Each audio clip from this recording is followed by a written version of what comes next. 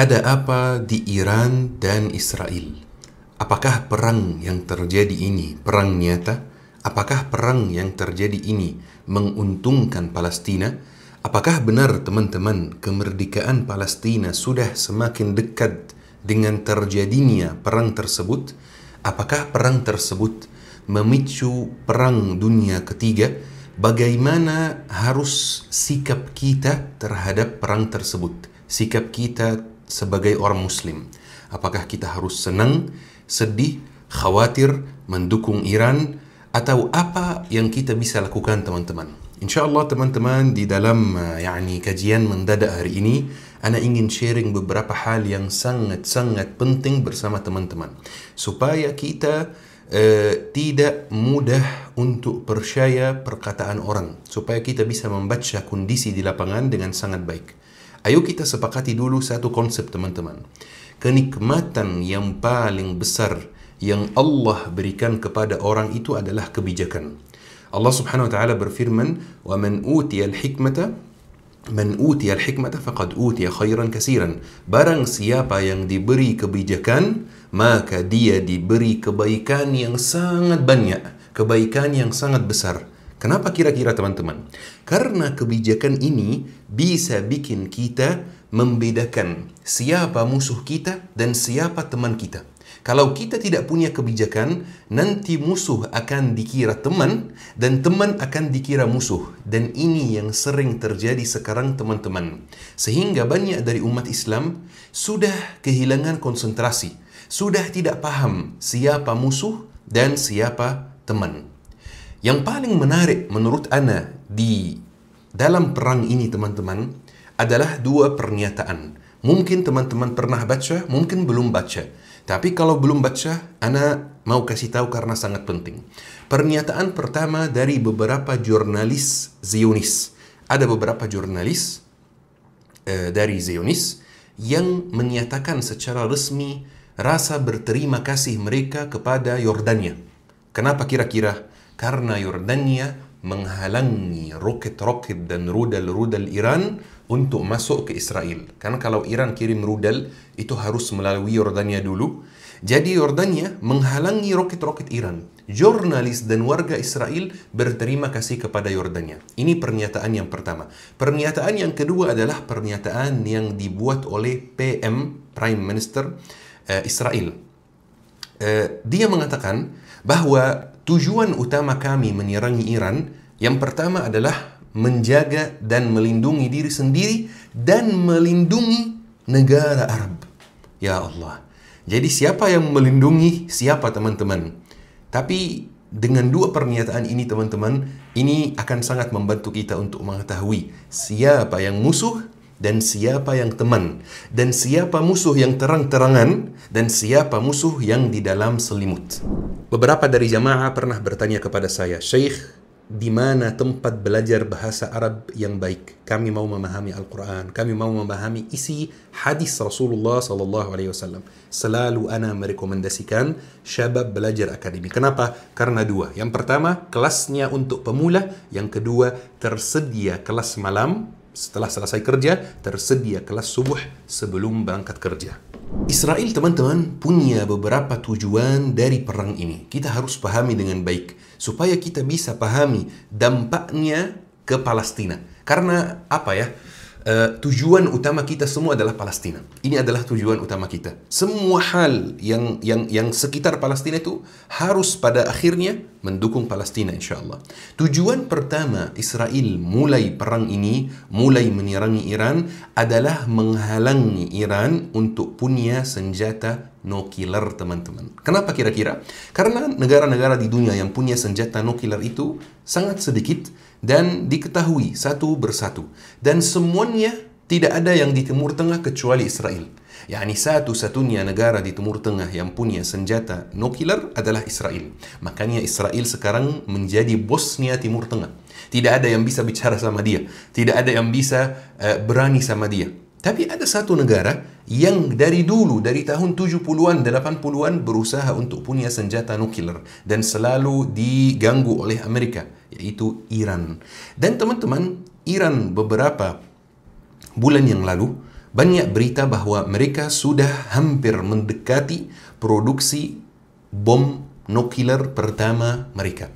Dan ini pasti sangat mengganggu kekuasaan Amerika dan kekuasaan Israel di Timur Tengah. Tujuan utama ini teman-teman, supaya tidak ada negara Muslim, supaya tidak ada negara yang mendukung Palestina di lapangan ya, bukan hanya mengumumkan pendukungannya terhadap Palestina. Supaya tidak ada negara yang mendukung Palestina yang punya senjata nuklir. Makanya ketika Israel menyerangi Iran, hal pertama yang Israel serangi adalah tempat-tempat penelitian bom nuklir dan ilmuwan-ilmuwan fisika dan kimia yang bekerja sama untuk memproduksi bom nuklir. Israel membunuh 9 dari mereka. Yani ilmuwan nuklir di dunia itu aslan puluhan atau 100 lebih di dunia. Israel bunuh 9 dari mereka yang ada di Iran. Emang ada berapa? Tinggal berapa? Ini tujuan pertama teman-teman. Tujuan kedua teman-teman adalah memutus semua dukungan yang datang ke Palestina. Kita tidak bisa menolak kenyataan teman-teman bahwa satu-satunya negara yang memberi dukungan kepada Palestina berupa senjata dan berupa dukungan militer adalah Iran. Ini kenyataan yang tidak bisa dipungkiri. Kenyataan bahwa Palestina dibiarkan dan ditinggalkan oleh saudaranya sendiri, saudaranya yang Muslim maupun saudaranya yang Arab. Satu-satunya yang memberi dukungan senjata adalah Iran. Dan sebenarnya Palestina tidak mau menerima dari Iran. Palestina pasti lebih senang kalau menerima bantuan ini dari negara-negara Sunni lainnya. Tapi nggak ada yang menawarkan kecuali Iran. Maka salah satu tujuan Israel teman-teman adalah memutus semua bentuk dukungan negara terhadap Palestina. Biar paling membantu makanan dan minuman saja.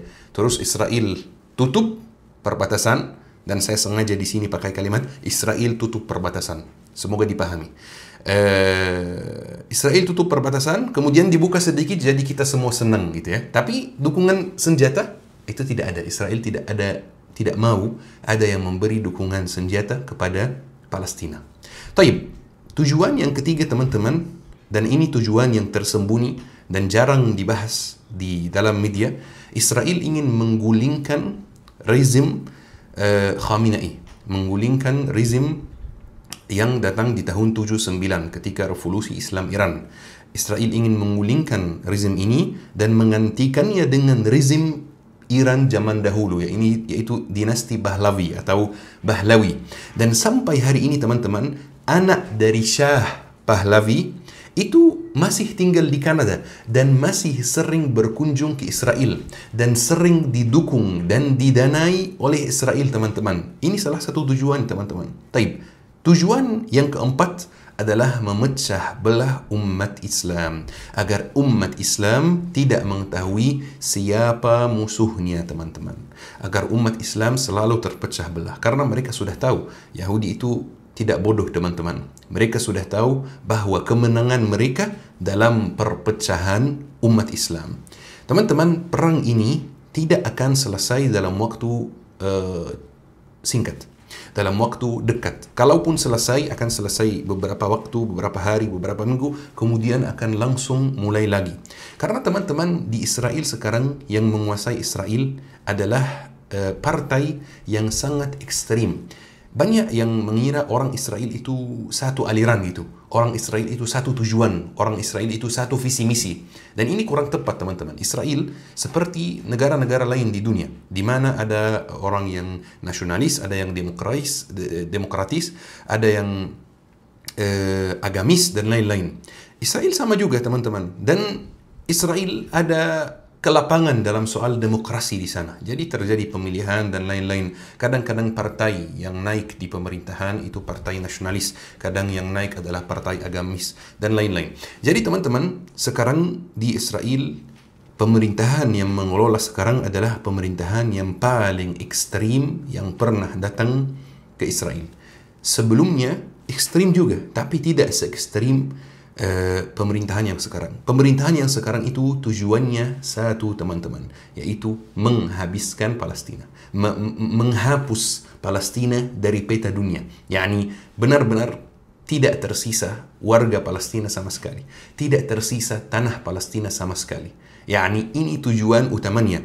Dan mereka itu didukung oleh sebagian besar dari komunitas Al-Hardim ya. Itu mereka orang-orang yang Yahudi yang masih beragama, bukan sekuler. Itu tinggal di dalam Israel dan mereka sangat mendukung pemerintahan yang sekarang, teman-teman. Jadi ini tujuan Israel.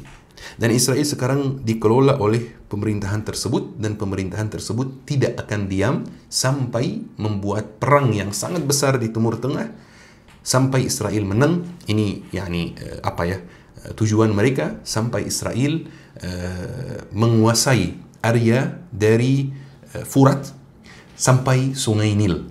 Jadi Israel itu salah satu tujuannya itu, teman-teman, menguasai dari Sungai Furat di Irak sampai Sungai Nil di Mesir, sampai masuk ke Sinai dan ambil sebagian dari Mesir. Ini tujuan mereka. Makanya sampai hari ini, teman-teman, di dalam Israel tidak ada perbatasan jelas untuk negara. Setiap negara punya perbatasan jelas. Misalnya Indonesia perbatasannya dari timur sekian derajat misalnya, sampai titik ini, dari barat sampai titik ini. Tapi Israel nggak punya perbatasan yang jelas di dalam undang-undangnya, karena semakin hari mereka semakin meluas. Baik, teman-teman, dengan terjadinya perang ini, kira-kira apakah perang ini menguntungkan Palestina atau tidak? Apakah perang ini mempercepat kemerdekaan Palestina atau tidak? Ana ingin menyampaikan satu hal yang di hati. Kemenangan sudah sangat dekat. Wallahi, kemenangan sudah sangat dekat. Dan ana semakin hari semakin optimis, teman-teman. Kenapa kira-kira? Karena ada yang namanya sunnatullahi fil kaun. Sunnah Allah di bumi ini. Peraturan-peraturan yang Allah subhanahu wa ta'ala buat di bumi ini. Peraturan-peraturan yang tidak pernah berubah sejak Allah subhanahu wa ta'ala menciptakan bumi ini. Tidak pernah sama sekali, teman-teman, berubah.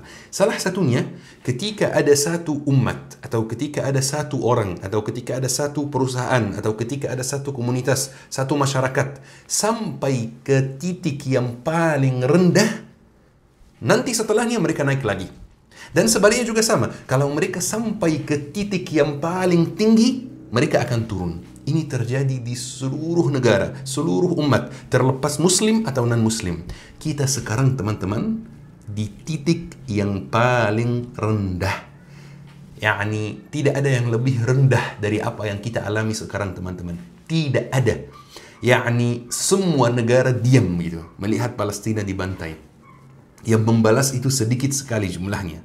Dan semuanya berlomba-lomba untuk berteman, mendekati Israel, mendekati penjajahan, mendekati negara yang mengambil tanah suci kita. Tidak ada yang lebih rendah dari itu, teman-teman.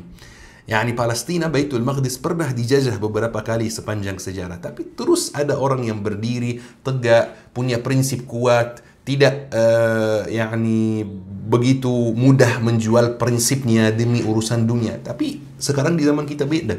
Tidak ada yang lebih rendah lagi. Ini, sebagaimana ini termasuk kabar buruk, ini termasuk kabar baik juga, teman-teman.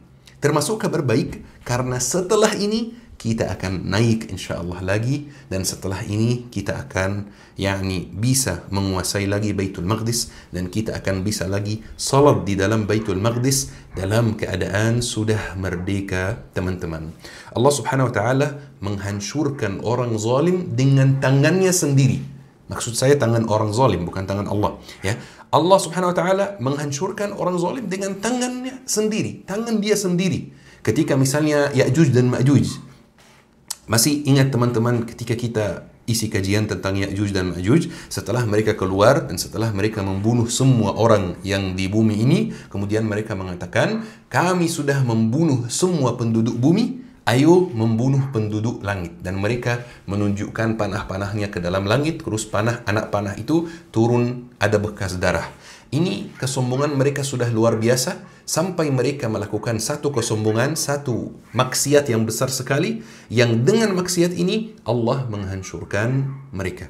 Israel juga sama, teman-teman. Sudah sangat sombong, sudah sangat tidak peduli dengan nyawa rakyat Palestina, sudah tidak peduli dengan Islam, terang-terangan mencela Nabi Muhammad, mencela Allah Subhanahu wa taala, mencela agama Islam, dan insya Allah mereka akan hancur dengan tangannya sendiri. Jadi, teman-teman, tetap optimis. Ini insya Allah kemenangan sudah sangat dekat. Jangan berhenti untuk bersuara demi Palestina, jangan berhenti untuk menyuarakan Palestina, jangan berhenti untuk menyatukan umat Islam, jangan dengar kaum pemecah belah umat Islam yang ingin kita salah menentukan musuh kita sendiri, yang ingin kita mengira bahwa musuh utama kita bukan Zionis, musuh utama kita bukan Israel, ingin mengira bahwa musuh utama kita ini orang lain. Jangan mendengar mereka, teman-teman. Terus menyuarakan Palestina, terus bersatu, terus berjuang semampu kita dengan suara, dengan doa, dengan harta, semampu kita, teman-teman. Yang penting jangan diam, karena Allah Subhanahu wa taala sedang memfilter hamba-hambanya. Ini teman-teman, sekian yang Anda bisa sampaikan, semoga bermanfaat insyaallah. Ayo kita akhiri kajian hari ini dengan doa kafaratul majlis. Subhanakallahumma bihamdika asyhadu an la ilaha illa anta astaghfiruka wa atubu ilaik. Syukran. لا يحصي لساني ثناء عليك فكل صلاحي منك وإليك عظيم العطايا مبسوط يديك تنفق كيف شئت والشر ليس إليك